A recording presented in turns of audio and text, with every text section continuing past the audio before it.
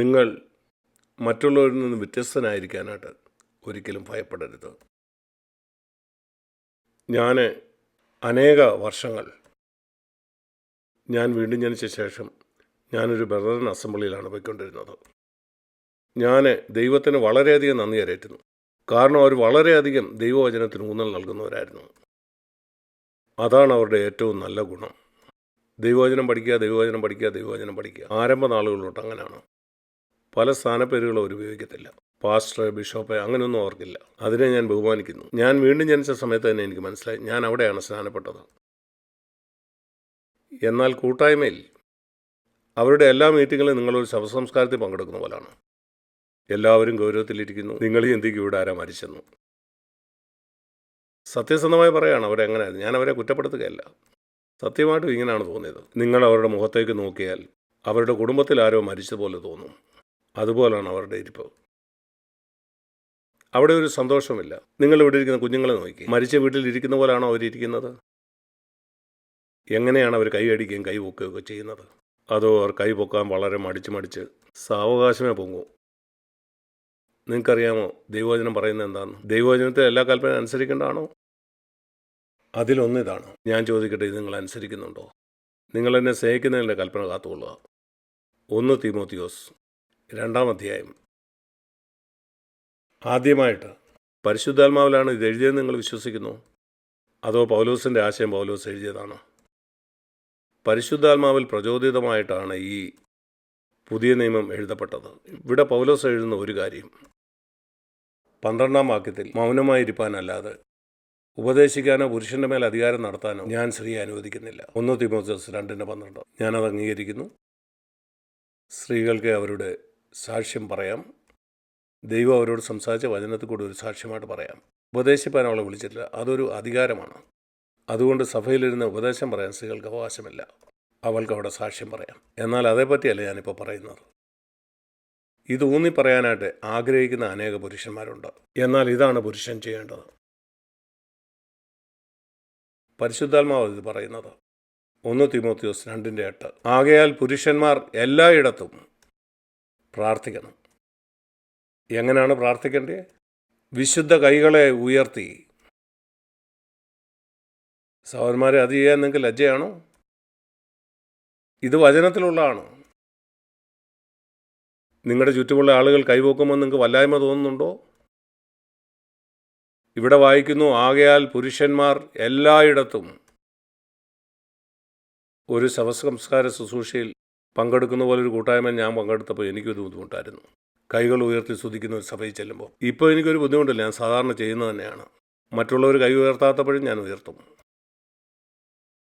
ഞാൻ അത് കർത്താവിന് വേണ്ടി ചെയ്യുന്നു. ആളുകൾ എന്തും ചിന്തിക്കട്ടെ. ഒരു സത്യം ഞാൻ നിങ്ങളോട് പറയട്ടെ. ഞാനിത് സത്യമാണെന്ന് വിശ്വസിക്കുന്നു. ഒരു പുസ്തകത്തിൽ ഞാൻ ഇപ്രകാരം വായിച്ചിട്ടുണ്ട്. ദൈവഭക്തനായ ഒരു മനുഷ്യൻ എഴുതിയതാണത്. അവൻ പറഞ്ഞു, അന്യഭാഷയിൽ പെന്തക്കോസ്തുകാർ സംസാരിക്കുന്നതിന് അവൻ വളരെയധികം എതിരായിരുന്നുവെന്ന്. എന്നാൽ അവരുടെ ഇടയിൽ ചില നല്ല ആളുകളുണ്ടെന്ന് അവൻ അറിയാമായിരുന്നു. വളരെ ആത്മാർത്ഥതയുള്ളവർ. അതെല്ലാ കൂട്ടങ്ങളിലും ഉണ്ട്. അവൻ ഇതിനെപ്പറ്റി അന്വേഷിക്കാനായിട്ട് തീരുമാനിച്ചു. അവൻ ഒരു കാര്യം മനസ്സിലാക്കി. നിങ്ങൾക്കറിയാലോ, സഭകൾ വളരെയധികം അധപ്പതിച്ചിട്ടുണ്ട്. ആദ്യകാലത്തെ പോലെ അല്ല ഇന്ന് പെന്തക്കോസ്ത് സഭ. ആരംഭത്തിൽ വളരെ നന്നായിരുന്നു, മറ്റു സ്ഥല സഭകളെ പോലെ. ബ്രദറൻ സഭ തന്നെ ഞാൻ നിങ്ങളോട് പറഞ്ഞ പോലെ ആയിരുന്നില്ല ആദ്യ നാളുകളിൽ. ജോർജ് മുള്ളറിനെ പറ്റി ചിന്തിച്ചേ. ഈ ലോകത്തിൽ ജീവിച്ച ഏറ്റവും ദൈവഭക്ത മനുഷ്യരിൽ ഒരാളായിരുന്നു. അവൻ ദൈവത്തെ വളരെ വിശ്വസിച്ചു. അവനൊരു ബ്രദറൻ സഭക്കാരനായിരുന്നു. ഇങ്ങനെയുള്ള ആളുകളെ ഞാൻ വളരെ വിലമതിക്കുന്നു. ഇതുപോലെ തന്നെ പെന്തക്കോസ്ത് സഭയും നിലവാരം താഴോട്ട് പോയിട്ടുണ്ട്. മറ്റെല്ലായിടത്തും നടക്കുന്ന പോലെ 40, 50, 70 വർഷം കഴിയുമ്പോൾ പുതിയ തലമുറ വരും. എഫെസോസിൽ പൗലോസ് സ്ഥാപിച്ച ആ സഭ തന്നെ. പൗലോസ് 3 കൊല്ലം അവിടെ താമസിച്ച് പണിത ആ സഭ വെളിപ്പാട് പുസ്തകം 2-ാം അധ്യായത്തിലേക്ക് വരുമ്പോൾ അധപ്പതനം സംഭവിച്ചു. അതെല്ലായിടത്തും സംഭവിച്ചുകൊണ്ടിരിക്കുകയാണ് ഈ അധപ്പതനം. കാരണം പുതിയ തലമുറ വരും. അവർ ആ പ്രസ്ഥാനം ആരംഭിച്ച ആളുകളുടെ കാഴ്ചപ്പാടുള്ളവരായിരിക്കുകയില്ല. ഇതെവിടെയും സംഭവിക്കാം. ഞാൻ ഓർക്കുന്നു, ഒരിക്കൽ ഞാനിത് സംസാരിച്ചപ്പോൾ ആരോ എന്നോട് ചോദിച്ചു, CFCയിൽ ഇത് സംഭവിക്കുന്നത് വിശ്വസിക്കുന്നു? നിശ്ചയമായിട്ടും ദൈവത്തിന് ഇത് മുന്നോട്ട് നടത്താനുള്ള ദൈവഭക്തരെ കണ്ടില്ലെങ്കിൽ നമുക്കും ഇത് സംഭവിക്കും. ദൈവത്തിന് ആരാന്നൊന്നുള്ള പ്രശ്നമല്ല. സഭയെ നടത്താൻ താഴ്മയുള്ള ദൈവഭക്തരായ ആളുകളെ അവൻ കണ്ടെത്തുമെങ്കിൽ സഭ മുന്നോട്ട് പോകും. എന്നാൽ അങ്ങനെയുള്ള മനുഷ്യരെ അവൻ കണ്ടെത്തുന്നില്ലെങ്കിൽ മറ്റുള്ളവർക്ക് സംഭവിച്ചത് തന്നെ സംഭവിക്കും. ഞാൻ പൂർണ്ണ ഹൃദയത്തോടെ വിശ്വസിക്കുന്നു. കാരണം മിക്കപ്പോഴും സഭ സ്ഥാപിച്ചവന് ദൈവത്തെ അറിയാമായിരിക്കും. അവന് ദൈവവുമായി ബന്ധമുണ്ട്. അങ്ങനെ അവൻ ഒരു പണി ചെയ്യും. എന്നാൽ അനുയായിക്ക് സ്ഥാപിച്ചവനെ അറിയും. അനുയായികൾ കർത്താവിനെ അറിയണം. ആ അനുയായികൾക്ക് ഒരാൾക്ക് ദൈവത്തെ അറിയാമെങ്കിൽ ആ പ്രവൃത്തി തുടരും. എന്നാൽ സ്ഥാപിച്ചവനെ മാത്രമേ അറിയുള്ളെങ്കിൽ അത് മുന്നോട്ട് പോകില്ല. അതുകൊണ്ടാണ് ആളുകൾ ദൈവത്തെ അറിയണമെന്ന് ഞാൻ ലക്ഷ്യം വയ്ക്കുന്നത്. വ്യക്തിപരമായി നിങ്ങളുടെ ജീവിതത്തിൽ കർത്താവിനെ അറിയണം. ഞാൻ ഇവിടെ നിങ്ങളെ കാണിക്കാൻ ആഗ്രഹിക്കുന്നു.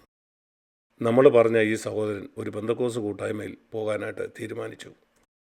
അവനെ കാണാൻ കഴിഞ്ഞു. പരമാർത്ഥമുള്ള ആളുകൾ അവർ ദൈവത്തെ സ്തുതിക്കുന്നതായിട്ട്. അവിടെ ചില ആളുകൾ, എല്ലായിടത്തും നിങ്ങൾക്ക് ശബ്ദകോലാഹലം കാണാൻ കഴിയില്ല. അവിടെ ചില ആളുകൾ യഥാർത്ഥമായിട്ട് അന്യഭാഷ പറയുന്നവരായിരുന്നു. അവനപ്പം സംശയം തോന്നി. അവനെ ആളുകളെ കൈപൊക്കുന്നതിനോട് വളരെ എതിർപ്പായിരുന്നു. അവൻ പറഞ്ഞു, എല്ലാവരും എന്തിനാണ് കൈപൊക്കുന്നു?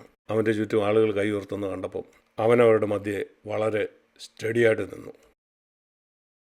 അവൻ പറഞ്ഞു, ആത്മാവ് അവനെ നിർബന്ധിച്ചു, എന്തുകൊണ്ട് നിൻ്റെ കൈ അവരോട് ചേർന്ന് ഉയർത്തുന്നില്ല? ഇതാണ് അവൻ പറഞ്ഞത്. കൃത്യമായിട്ട് ഇതാണ് അവൻ പറഞ്ഞത്. അത് സത്യമാണെന്ന് ഞാൻ വിശ്വസിക്കുന്നു. അവൻ്റെ കൈ ഉയർത്തപ്പം എന്തോ അവൻ്റെ ഉള്ളിൽ പൊട്ടിത്തകർന്നു. പെട്ടെന്ന് അവൻ അന്യഭാഷയെ സംസാരിച്ചു. അതുകൊണ്ട് നീ അത് അനുകരിച്ചാൽ അത് സംഭവിക്കുകയില്ല. അത് സംഭവിക്കാത്തതിന് കാരണം നീ അത് അനുകരിക്കുകയാണ്. ആ മനുഷ്യൻ പരിശുദ്ധാത്മാവിൻ്റെ പ്രേരണയ്ക്കനുസരിച്ചാണ് ചെയ്തത്. നിൻ്റെ കാര്യത്തിൽ വേറെന്തെങ്കിലും ആയിരിക്കും. നിൻ്റെ ഭാര്യയോട് പോയി ക്ഷമ ചോദിക്കുന്നതായിരിക്കും. അതായിരിക്കും നിന്നെ സ്വതന്ത്രമാക്കുന്നത്. അത് വ്യത്യസ്തമാണ്. അത് പരിശുദ്ധാത്മാവ് നിന്നോടെന്ന് പറയുന്നു എന്നുള്ളതാണ്. നിനക്ക് ചെയ്യാൻ വളരെ ബുദ്ധിമുട്ടുള്ളൊരു കാര്യമായിരിക്കും അത്. അപ്പം നീ ആത്മാവിനെ അനുസരിച്ചാൽ അതാ അനുസരണമാണ്, കൈ ഉയർത്തുന്നതല്ല. ആ അനുസരണം, അവിടെയാണ് സ്വാതന്ത്ര്യം. ഞാൻ ഇത് പറയുന്നത്, ഞാൻ വിശ്വസിക്കുന്ന കർത്താവ് പുതിയ നിയമസഭ പണിയാനായിട്ട് ആഗ്രഹിക്കുന്നു. പുതിയ നിയമത്തിൻ്റെ ഈ പ്രമാണങ്ങൾ നമുക്ക് കഴിയുന്നിടത്തോളം നാം അനുസരിക്കുന്നവരായിരിക്കണം. ക്രമമല്ല, യേശു പറഞ്ഞിട്ടുള്ള കാര്യങ്ങൾ നാം ഗൗരവത്തിലെടുക്കണം. ഉദാഹരണത്തിന് മത്തായിയുടെ സുവിശേഷം 23-ാം അധ്യായത്തിൽ യേശു തൻ്റെ ശിഷ്യന്മാരെ ഉപദേശിച്ചുകൊണ്ടിരിക്കുകയാണ്.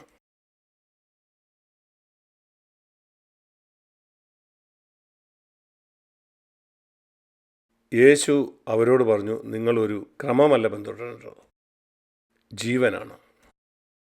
ഉദാഹരണത്തിന് 23:2 ശാസ്ത്രിമാരും പരീശന്മാരും മോശയുടെ പീഠത്തിലാണ് അവരിയ്ക്കുന്നത്. മുമ്പ് മോശയായിരുന്നു, ഇപ്പോൾ അവരാണ്. അതുപോലെ ഇത് ശ്രദ്ധിക്കൂ, അവർ നിങ്ങളോട് ചെയ്യാൻ പറയുന്ന ഒക്കെ നിങ്ങൾ ചെയ്തു കൊള്ളുവിൻ. ഇന്ന് ആരെക്കുറിച്ചായിരിക്കും യേശു അത് പറയുന്നത്? റോമൻ കത്തോലിക്ക സഭ പറയുന്നു മറിയെ ആരാധിക്കാം. കർത്താവ് പറയുമോ അവർ പറയുന്നതെല്ലാം ചെയ്യാൻ? യേശു ദൈവപുത്രൻ അല്ലെന്ന് പറയുന്ന യഹോവ സാക്ഷികൾ പറയുന്നതൊക്കെ ചെയ്യാനായിട്ട് അവൻ നിങ്ങളോട് പറയുമോ?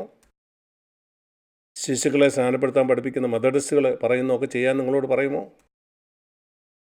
യേശു അവർ പഠിപ്പിക്കുന്ന മിക്ക കാര്യവും ചെയ്യണമെന്നല്ല പറയുന്നു. നിങ്ങളോട് പറയുന്നതൊക്കെയും പ്രമാണം ചെയ്തോളൂ എന്നാണ്. ആരുടെ കാര്യമാണ് പറയുന്നത്? പരീശന്മാരുടെയും ശാസ്ത്രിമാരുടെയും കാര്യം. അവരെ പഠിപ്പിക്കുന്നതൊക്കെ ശരിയാണെന്ന് കർത്താവ് അംഗീകരിക്കുകയായിരുന്നു. എന്നാൽ അവൻ പറഞ്ഞ് അവരുടെ ജീവിതം അനുകരിക്കരുത്. അവർ പറയുന്നതല്ലാതെ ചെയ്യുന്നില്ല.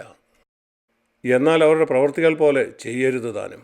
അവരുടെ പഠിപ്പീര് ശരിയാണ്, എന്നാൽ അങ്ങനെയല്ല അവർ ജീവിക്കുന്നു.